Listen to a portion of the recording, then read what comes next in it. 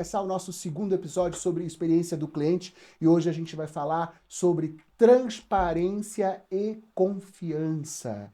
A gente continua aqui com a maravilhosa Bruna Mourão, empresária e também mentora de muitos outros empresários. E nesse segundo momento, nesse segundo episódio, onde a gente fala de transparência e confiança, a gente tem aí dezenas de matérias onde o próprio Google vazou informações de clientes, bancos que, né, informações de clientes, de nome completo, CPF, contato, endereço, enfim, telefone, acabou vazando.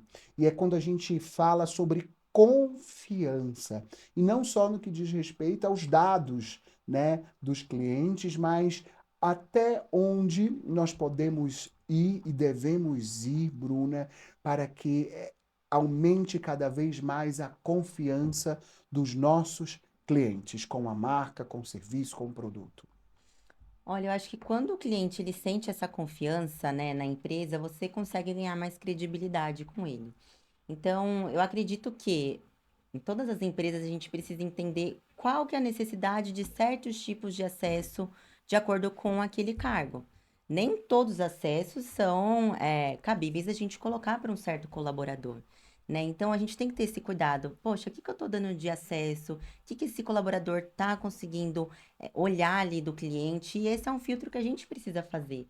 Porque a gente não pode ser ingênuo de achar que, né, vou colocar ali para todo mundo olhar e ali o colaborador só vai olhar o necessário. Não, a gente tem que sim colocar ali algumas restrições de acordo com o que é necessário para cada área. Boa. E nesse mundo que a gente está vivendo aí, que a IA está crescendo cada vez mais, a IA, na verdade, ela já existe há dezenas de anos, né? Mas vem se propagando, principalmente no Brasil, tem uns 3, 4, 5 anos.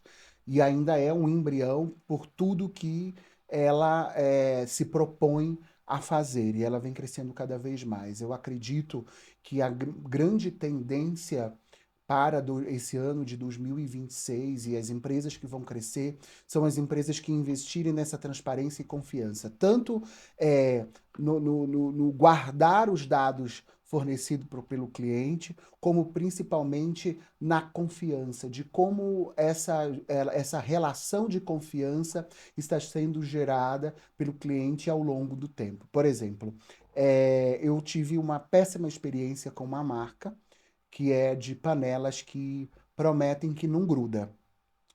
Há muitos anos atrás, a minha produtora de vídeo fazia vídeos de receitas para um cliente que nós temos, que é uma rede grande de supermercados aqui de São Paulo e região.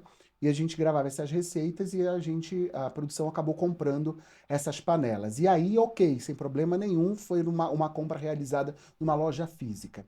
Esse ano eu comprei para o meu uso pessoal, mas por site, uma frigideira. No primeiro uso, o ovo grudou. E aí eu tirei foto, mandei por direct no Instagram e me passaram o WhatsApp do saque.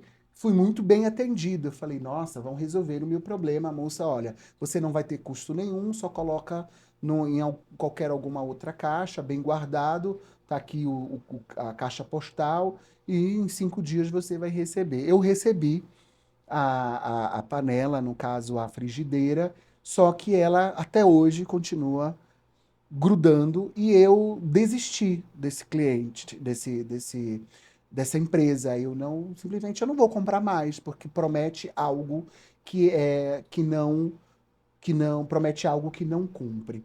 Isso a gente está falando de transparência e confiança. Como é que o cliente, como é que as empresas hoje podem transformar problemas em transparência confiante? Olha, eu tenho um dilema de vida, né? Tudo que é alinhado não sai caro, né? Então, a empresa não necessariamente precisa ali oferecer tudo, vai conseguir sanar todos os problemas. A gente sabe que existem algumas limitações. Mas desde o momento que você deixa o cliente bem posicionado, esclarecido, vou dar um exemplo muito claro, né? Que a gente sempre fala de experiência do cliente, a gente traz os exemplos da Disney. É o tempo da fila. Então, quando você entra ali num brinquedo, você já sabe quanto tempo você vai ficar esperando, né?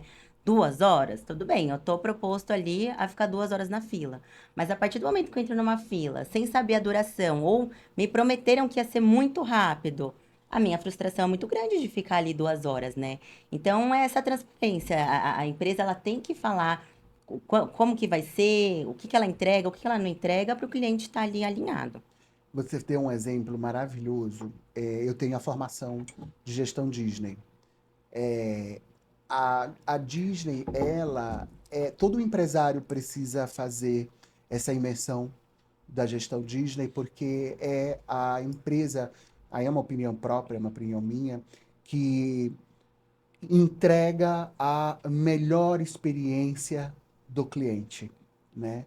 Porque você fica numa fila, você até paga o Fast Pass, né? Você paga não, porque não é pago, mas você consegue ali o Fast Pass, mas você acaba ficando numa fila, né? E nem todos os brinquedos você consegue ir passar no livre, né? No Fast Pass. E você acaba ficando ali 2 horas numa fila, mas o envolvimento ele é tão grande que essas 2 horas acaba virando 5 minutos. Sim. Por quê? Você está na fila e tem as pessoas que estão vendendo, né? Tipo, o céu tá super azul. Eu vivi essa experiência lá. Eu estava ainda entrando na fila, o céu estava super azul, aí chega um vendedor com sombrinha vendendo. Eu falei, mas por que que eu vou comprar sombrinha se não está chovendo? Em 10 minutos começou a chover. Porque eles têm uma central, né, de tecnologia do tempo que fala que, olha, vai cair uma chuva daqui a tantos minutos. Eles avisam toda a produção e os vendedores trocam os produtos para produtos de chuva. E vem Sim. capa, e vem sombrinha, e vem uma série de tecnologias. Então é uma forma. Isso já é uma IA, né? Que a Disney já Sim. usa há muitos anos, uma tecnologia que eles usam há muitos anos a favor de gerar essa experiência do cliente, né? Tem um caso que eles contam nessa formação, de um cliente, uma criança que caiu na banheira. Ela estava brincando com o boneco do Mickey e a criança caiu na banheira e tudo mais. E aí acionaram a ambulância, nem foi nada muito grave. E aí o Mickey foi de médico para atender a criança e ainda ganharam 1 ano de hospedagem grátis. Enfim, o porquê que eu estou falando isso? Experiência do cliente. O que que traduz para ti uma boa experiência que a gente deve oferecer para os clientes?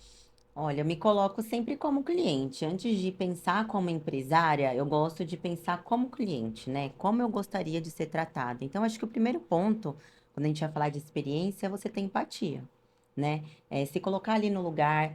O primeiro ponto, assim, numa experiência é o alinhamento, como eu falei. Poxa, o que que eu vou receber, né? Porque é horrível a gente se sentir enganado, a gente comprar algo e receber outra coisa. Então, o alinhamento.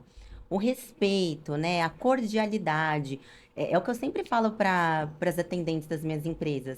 Muitas vezes a gente vai dar uma resposta para o cliente que é negativa, mas a forma como a gente comunica, como a gente traz algumas outras alternativas, explica, muda todo o cenário da experiência, né? É diferente você falar, ah, não consigo, não dá, ou olha, infelizmente, por conta de uma limitação, nananã, não tem como, mas eu tenho uma alternativa. O que você acha da gente seguir por esse caminho? Então, tudo isso tange a experiência, né? Essa cordialidade. Semanas atrás, eu fui almoçar num restaurante. Eu amo PF. Eu amo botecão, eu amo PF. Gente, eu amo feijão com arroz. Eu amo feijão com arroz e ovo. Amo. Arroz, feijão, ovo, carne ou frango. E aí eu fui num botecão com o Douglas. Douglas, pra quem não sabe, é o meu marido. E nós fomos num botecão ali próximo. Não vou falar, porque senão o pessoal vai acabar sabendo qual é o boteco e não é legal. Ah, vou falar assim, né? Não, né? Melhor não vou me comprometer. Então fomos num Não é botecão e aquele até. da Pablo, não, né? Não, mas ele é conhecido esse botecão. E aí eu pedi um bife acebolado, né? Com arroz, feijão e tal. Só que chegou o feijão, um negocinho desse tamanho aqui. Puta, eu gosto de feijão com arroz e feijão. Aí eu peguei e chamei o garçom. Falei, meu querido, conseguiria trazer um pouquinho mais de feijão, né? Que tá tão pouco. E o garçom simplesmente decorado, né? Chegou e falou, essa quantidade é a padrão nossa. Aí se o senhor quiser mais, aí o senhor precisa pedir como é que fala? Que pede O avulso, né? adicional, O né? adicional. Falei, não, obrigado. Eu nunca mais eu volto lá, porque gente, o feijão, você coloca água no feijão, você É. tá rendendo feijão ali, né? E aí ele tá no forno, o feijão tá engrossando, mesmo você colocando mais Sim. água no feijão. Gente, o cara negou um pouquinho mais de feijão. Eu não volto mais lá por causa de um É. pouquinho de feijão, o cara se queimou. Eu não vou falar, dá até vontade de falar, mas não vou falar. Mas, inclusive, por falar nisso, a partir desse ano de 2026, eu vou começar a colocar no meu Instagram exemplos bons, mas também exemplos ruins de experiência do cliente, que vai tudo: atendimento, produto, serviço. E aí eu vou aproveitar para falar sobre essa experiência que eu tive, quem sabe eu digo o nome do local. Mas o que que custava, né? O não, ele é perigoso, né? O não, ele é perigoso. O não, ele pode transformar uma excelente experiência num eu não volto nunca mais. Sim. Até onde a gente pode ir com um não para um cliente? Porque tem aquela frase que a gente aprende na formação de publicidade e propaganda, que, né, o cliente tem sempre razão. O cliente sempre tem razão? Depende, né? O que eu sempre falo é um exercício que eu sempre oriento a equipe. A gente tem que pensar num todo. Isso seja para a regra com o cliente, isso seja para a regra com os funcionários. Eu abrindo uma exceção, fazendo algo que não está ali na minha rotina. Quais são os riscos? Por exemplo, no caso aqui do feijão, alguma coisa a mais ia acontecer, enfim, ia ter um prejuízo financeiro muito grande, né? Né? É diferente de, sei lá, você pediu ali um bife acebolado e você quer comer um salmão. Não, não tem como, né? Você pediu um bife acebolado. Mas é fazer essa análise do todo, né? Qual que é o risco no geral de eu abrir uma exceção? É uma coisa pontual que não vai me custar nada e que pode me custar, de repente, do cliente não voltar? Então, é uma decisão que me custa muito caro. Então, a gente sempre tem que fazer essas análises, né? E não dar nenhuma resposta ali do que já vem na nossa cabeça. Tem que sempre olhar esse todo. Boa. A experiência do cliente, ela está no detalhe. Porque todo mundo faz igual, né? Você vai em qualquer boteco, tem arroz e feijão. É. Né? Uns com uma cumbuca maior, outros mais cumbuca, né, menores e tudo mais. Só que a experiência do cliente, ela está no detalhe.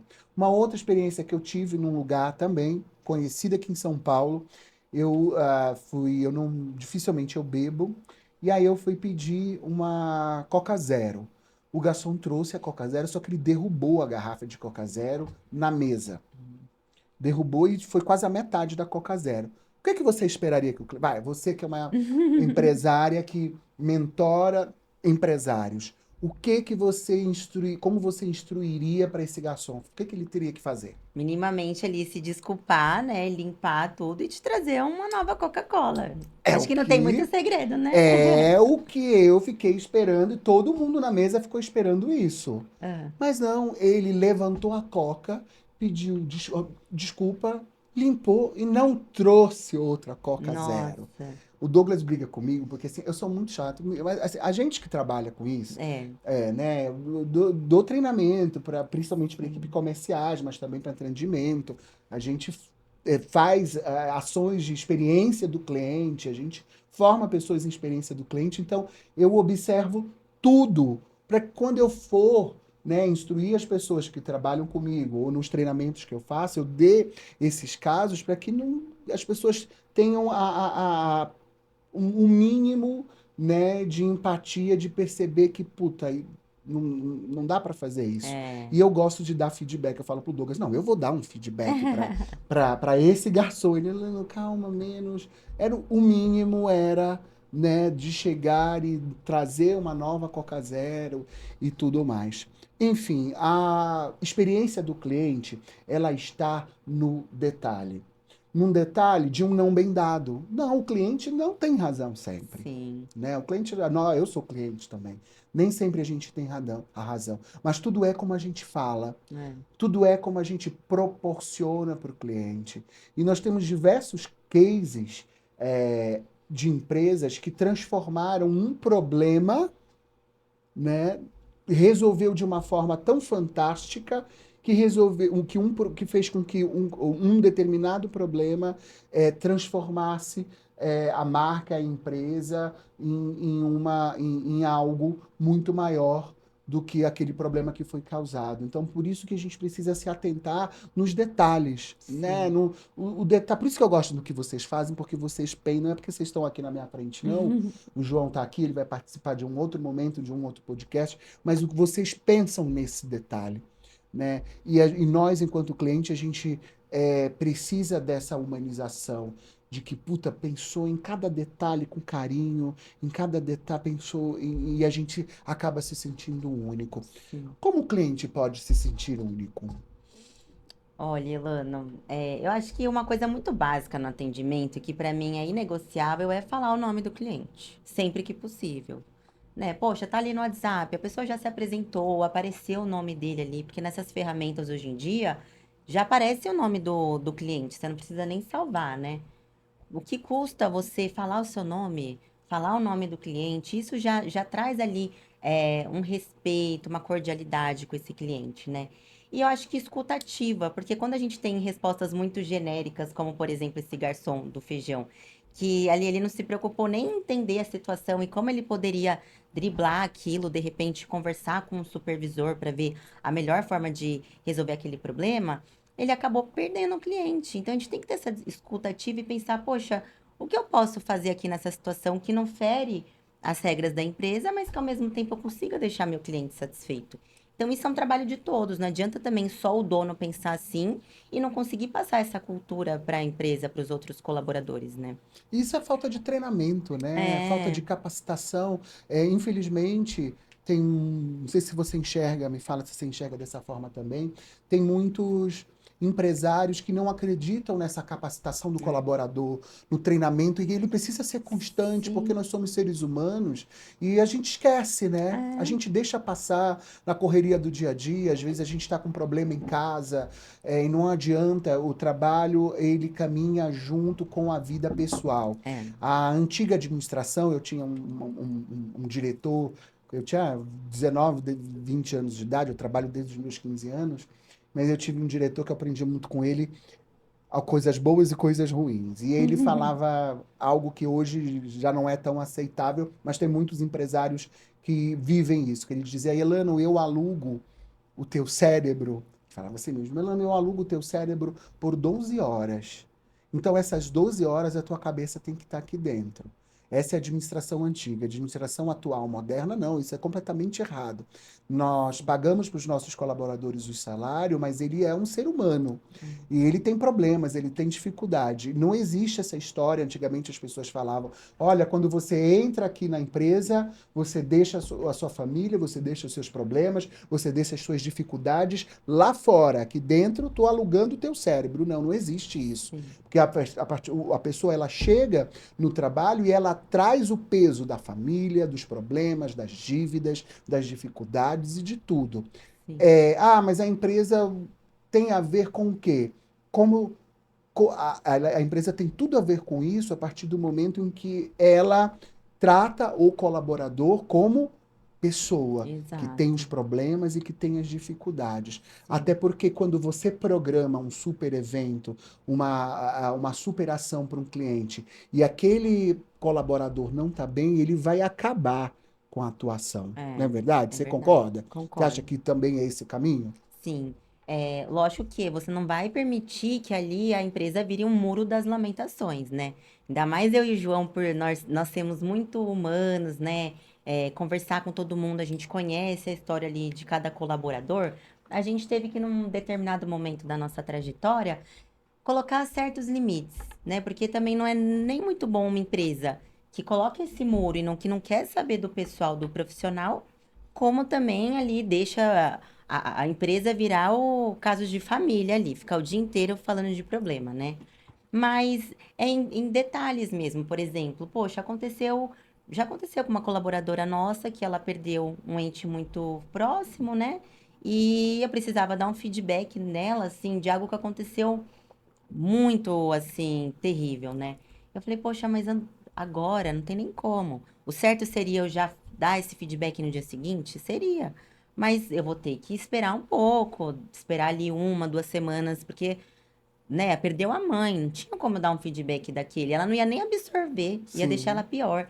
Então, é ter esse jogo de cintura, saber cada momento, saber se utilizar do que você sabe da vida da pessoa, porque ao mesmo tempo vai te colocar certos limites para você cobrar, para você dar um feedback, e ao mesmo tempo ele te dá, você saber do seu colaborador, ele te dá também ali algumas armas para você motivar ele.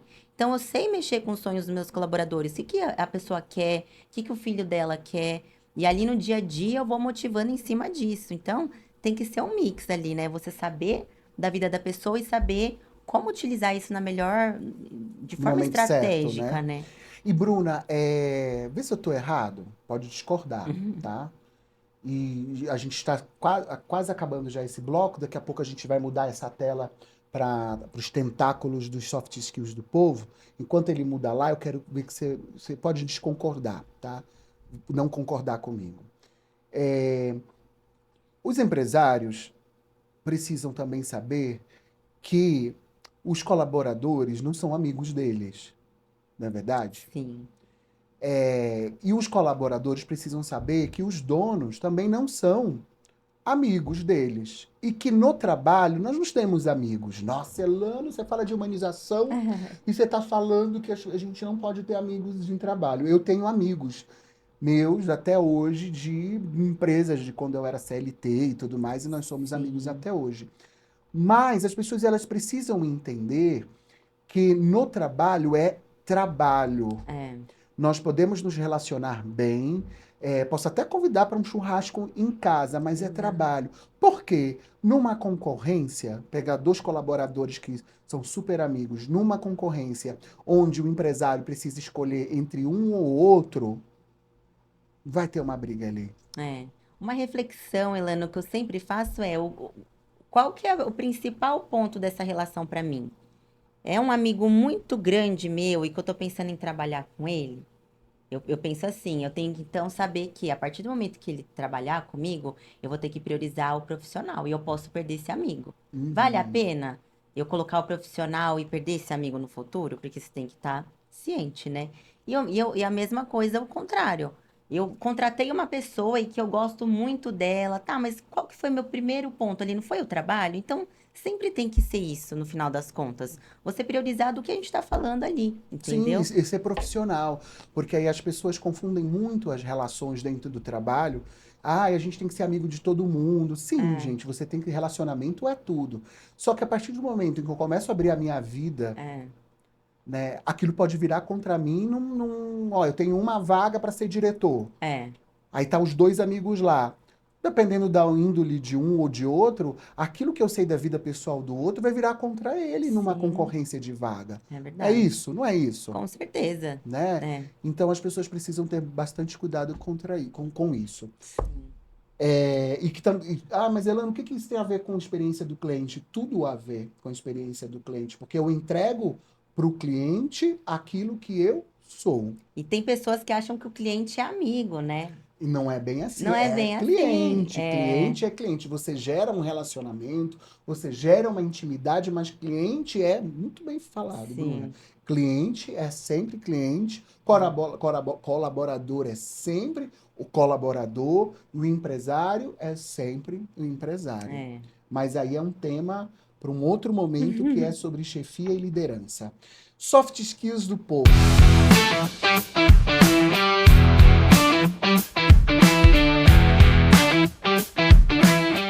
A gente tem aqui essas palavras no tentáculo do povo.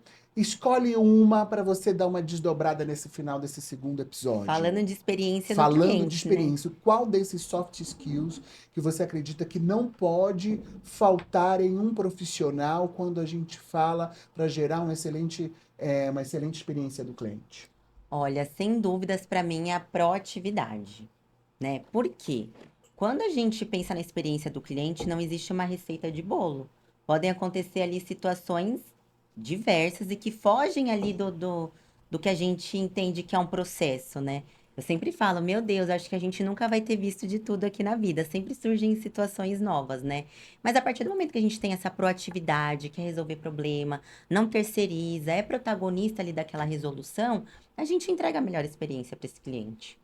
Então, Boa, para mim, isso é imprescindível. boa. É difícil de escolher, né? Porque tudo é muito É, importante. sim, sim. Mas vamos ficando por aqui nesse segundo episódio de Experiência do Cliente. Na terça-feira que vem tem mais, a partir das 21 horas. Não esquece, YouTube Elano Fernandes, se inscreve, ativa o sininho e também nas principais plataformas digitais. Até a próxima terça-feira.